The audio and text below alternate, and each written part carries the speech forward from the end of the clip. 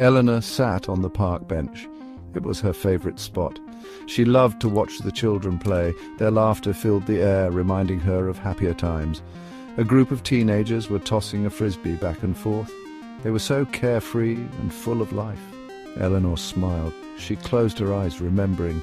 Her Thomas had loved to play frisbee. He'd spend hours in the park with his friends. They would laugh and chase each other, their joy echoing through the trees. Eleanor opened her eyes. The park seemed different now, quieter. The laughter of the children seemed distant, like an echo from the past. She sighed, a deep, weary sound. The pain was still there, sharp and raw. It had been 5 years since Thomas had been taken from her. 5 years of emptiness, of a void that could never be filled. Eleanor reached into her bag and pulled out a small, faded photograph. It was Thomas, her son, her pride and joy. He was grinning at the camera, his eyes sparkling with mischief. He was holding a bright red frisbee in his hands. "Oh, Thomas," she whispered, her voice thick with unshed tears, "I miss you so much." She remembered the day they had bought that frisbee. They had been at the beach, and Thomas had been captivated by a group of older boys playing frisbee on the sand. He had begged Eleanor to buy him one, and she had happily given in to his pleas.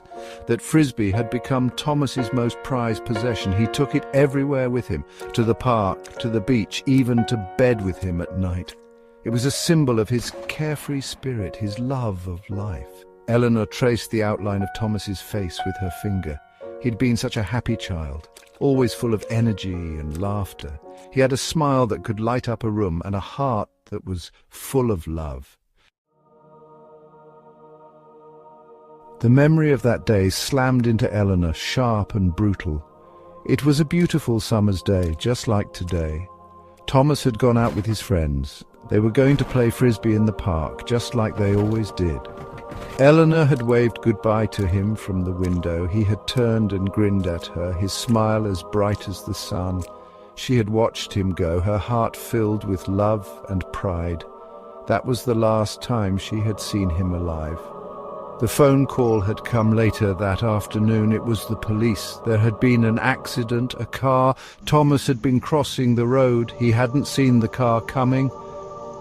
Eleanor remembered the gut-wrenching scream that had ripped from her throat. She remembered collapsing to the floor, her world shattering around her. She remembered the unbearable pain, the feeling of utter despair.